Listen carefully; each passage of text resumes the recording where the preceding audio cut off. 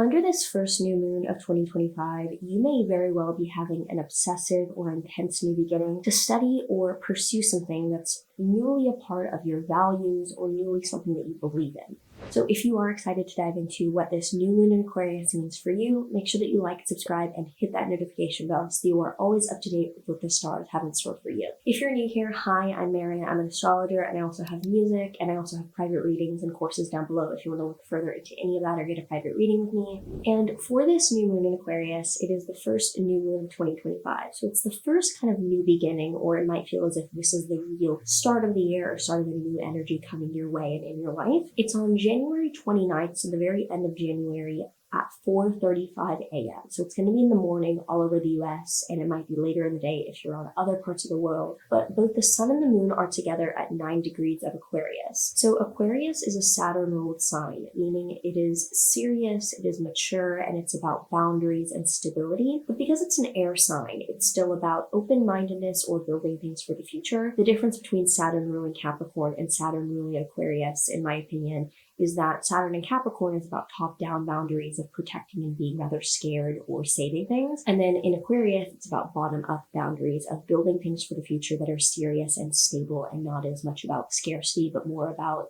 abundance that you're solid about. So with the new moon in a Saturn-ruled sign, it is serious and intellectual more than emotional or vulnerable. It's definitely going to lean more towards a serious decision rather than something that is just lighthearted or something that is more emotionally vulnerable in nature. And this first decan of Aquarius, so the first third, is associated with the Five of Swords tarot card, which is also known as the Lord of Defeat. So when this comes up, it can also show that you are intentionally leaving something because you know that you just need to own it. You need to leave, you need to exile yourself.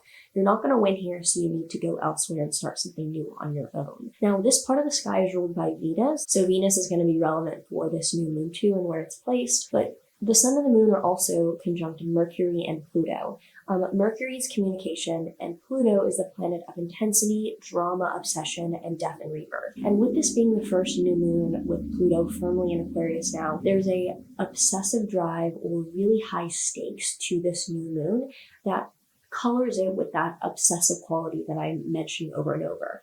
A new moon conjunct Mercury and Pluto means that we are verbally and intellectually very serious about what we're doing, and it means a lot to us in a very, very deep, maybe dark level. Thankfully, this new moon is trine Jupiter in Gemini, showing an uplifting, optimistic, like air sign energy for seeing abundance and seeing the bright side here. And there's a sign-based square to Uranus and Taurus, but a sign-based square is not really the same thing as like a close degree-based square. So there might be a little bit of shock value, but it's not really the main part of this new moon. So the basis of this might be that we're going off on our own to study, learn, or start something new. Big intellectual, serious here, and with the part of the sky that it's in Aquarius, the desire or need to go off on our own might be because of wanting revenge or wanting to prove ourselves to someone else or some people that we didn't belong to or couldn't work with. So even if there's not necessarily flat out revenge going on here, there's saltiness or kind of like a chip on your shoulder involved in this new beginning. The other part of this new moon that's very important and very notable is that in Pisces, Saturn, Venus, and Neptune, and the North Node are all tightly conjunct. So whenever Saturn and Venus are together, it shows very serious relationship values or serious values about what we care about in general. It shows being very realistic, very mature, and very adult about what we care about. Neptune adds spirituality, openness, transcendence, or things that are more nebulous. So Venus and Neptune together tends to be very, very larger than life, like aphrodisiac, pleasure kind of qualities. But conjunct Saturn, it shows that like we're really serious about the highest level of what we care about, and we're really serious about like high level art or very meaningful religious or spiritual things in our lives. And the North Node adds emphasis, growth, power, and forward movement. So alongside this new moon, it shows that something beautiful in our lives is something that we're taking extremely seriously and we're obsessed with it. And with Venus just in this position here, exalted in Pisces, there's something we're really excited about obsessing over and moving forward with. And Mars is still retrograde in Cancer, so the emotional frustration, manipulation, and just like crybabiness is still out there kind of in general. Mars is moving to exactly square Chiron, which can show that we are acting out of being triggered. We're feeling very insecure, feeling very small. There's a lot of like being triggered and insecure around this new moon, but the new moon itself is more about serious new beginnings, so I won't worry too much about that because that's there in the background regardless. That is just happening all around. This new moon shows an obsessive, intense intellectual beginning where we're really dedicated to accomplish it, and it involves a new set of values that we're really passionate about. So if you already have any thoughts or feelings about this new moon, leave me a comment down below. I would love to hear how this is going to play out for you and how things are going for you.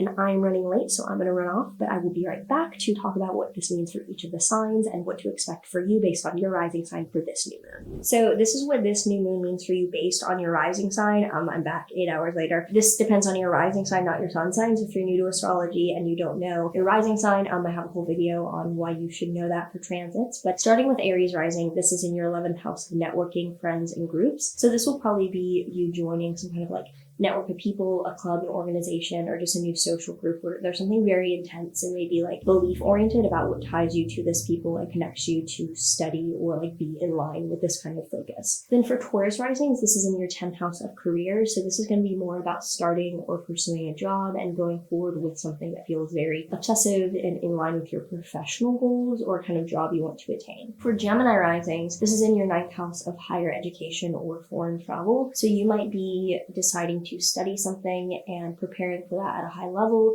You could also be deciding to take a trip and starting to focus on what you need to do to prepare or get towards that goal. For Cancer risings, this is in your 8th house of shared finances and investments. So for you, it's probably something to do with a new financial goal that involves investing, sharing assets with someone, getting assets from someone alone, something where it's like not your direct money, but it's something more widespread or complicated or involves other people. Then for Leo risings, this is in your 7th house of committed relationships or partnerships. So you're likely to be starting a very serious relationship with someone. Even though this new moon is not necessarily the most emotional, for you it is in the relationship part of your chart. So it's probably something to do with setting out towards working with someone at a professional level or literally starting a relationship and there's something intellectual or obsessive about why you need to begin it. For Virgo risings, this is in your 6th house of physical health or coworkers. So you could be starting something new that is supposed to improve or help your physical health, like a treatment plan or diet or exercise plan. Or if there's a group of people that work for you or work around you, you could be starting something new, like a project or goal with them. Then for Libra rising, this is in your 5th house of romantic relationships and also creativity.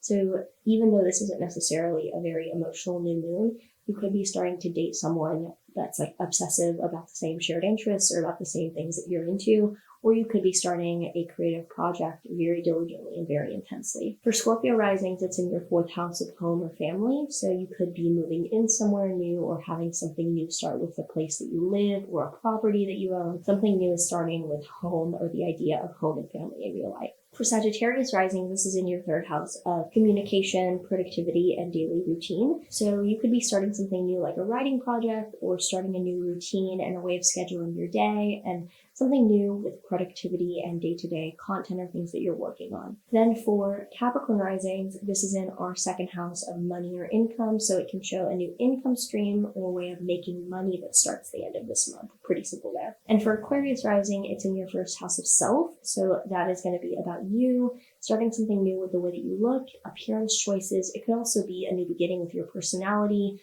or the character that you want to like portray. It could also show something new, like the physical appearance wise or character wise that you've decided to start for this new year. And for Pisces rising, it's in your 12th house of mental health or spirituality. So you are probably starting something new with spiritual goals, meditation, yoga. It could also be something new with like psychotherapy or mental health, where you're starting something new for your mental health and well-being.